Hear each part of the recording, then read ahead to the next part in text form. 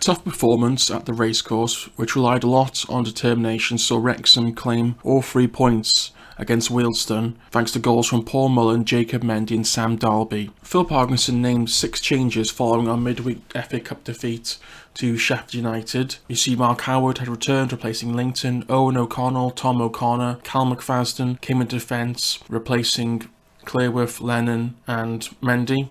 Lee slotted into midfield, replacing Cannon, while Palmer took his usual spot alongside Paul Mullin, replacing Sam Dalby, who returned to the bench. Before we carry on the video, I've got to say thank you for the recent views on the recent videos, and please subscribe for more videos upcoming in the future. So returning to the game, in the opening parts of the game, there wasn't too much in terms of chances, with both teams, enjoying good periods of possession and trying to get through defence, but not much was really happening, as Wealdstone did look like they were a pretty good team holding on to the ball, and obviously their recent performances and pushed them towards playoff contention has meant that they certainly have plenty of confidence going into the game. Now, partway through the game, it looked like Paul Mullin might have got a chance to opening the scoring, but unfortunately he wasn't able to actually break the offside trap. But it took quite some time before there was actually a first shot on target for either team, which was actually for Wealdstone, but his low shot was still perfectly comfortable for Mark Howard. And towards the end of the half, the breakthrough came through for Wrexham in the 40th minute, so we managed to take the lead via Lee's curling cross, which was met by an unmarked Paul Mullin, who nodded his effort goalbound, but despite the best efforts of the keeper, and it looked like it knocked the post and followed it through, he couldn't keep it out. And there probably was some complaints from Wealdstone, because prior to that there was one of their players was off injured, and obviously they were down to 10 men during that play. But also, not long before then, we had some problems with Jones and O'Connor, who were also down for a spell. So at that point we were also down to 9 men, and we had to carry on like that. So not long after the restart, during that half-time break, we actually had to make 2 changes, with O'Connor and McFadden coming off for Mendy and Clearworth. So after the game, Parkinson had mentioned that O'Connor and McFadden had some slight injury issues, so they didn't want to risk them. But also it worked quite well for Mendy returning from injury. But unfortunately, not long into that second half, Wealdstone would find the equaliser when a good counter-attack seemed to have broken Wrexham's offside trap, which allowed Tarin Alacara, my pronunciation that is horrendous, to run clear before rounding Mark Howard and finishing to the back of the net. Now,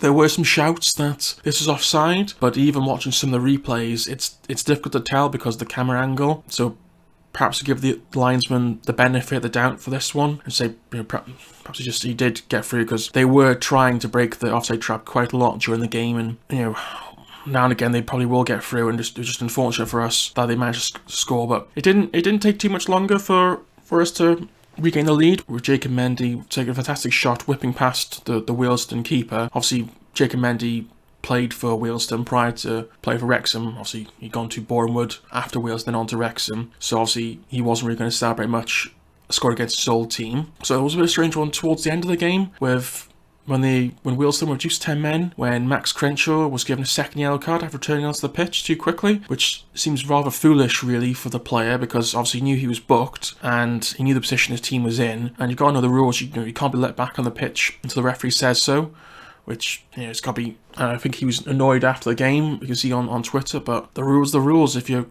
come on without being allowed, and especially when you're only already, just leaves your team in a really bad position. But so thankfully for Wrexham, we were able to seal the victory not long before the end of the game, where Sam Dalby was able to, not long after coming off the sub, steer home the ball home after rebound, following a good initial stop by the Wealdstone keeper from Jones. Now obviously perhaps Wrexham could have scored a few more towards the end, but perhaps that would have been a bit harsh on Wealdstone. So following that game, Wrexham would move back to the top of the division, but there was that late kick-off with Chesterfield playing Nott County, and unfortunately Nott County would win. It was quite a weird one watching that game, because Chesterfield looked poor, but they still could have scored some more goals. I don't know why the Chesterfield manager decided to play Joe Quigley instead of McCallum, considering Joe Quigley seems to be having horrendous luck in front of goal. McCallum probably would have put away at least one of those chances that was given to him, and then Jeff King getting him a silly yellow card to get himself a second yellow and sent off, which made Chesterfield's a bit difficult for Chesterfield. But sometimes these happen. Chesterfield, I think 4 defeats in a row now. I mean, they'll be worried about staying in the playoffs, never mind the title. And for Nott County, well, they got Barnet on Tuesday. Barnet are a tough team. They're doing, they're in pretty good form, just as good form as Wrexham and Nott County. So if any team's going to, cause Nott County to slip up at the moment, it's going to be them. But we've also got a tough game in Woking, who drew at Boreham Wood. So it's very intriguing what's going to happen on Tuesday night. Perhaps Wrexham could finally, get ahead of Nott County, or even just, pull a bit closer, because even if it's a draw, that'd be perfectly fine for Nott County to drop points. But yeah, but thanks for listening. Please subscribe for more videos, and speak to you soon. Thank you. Bye bye.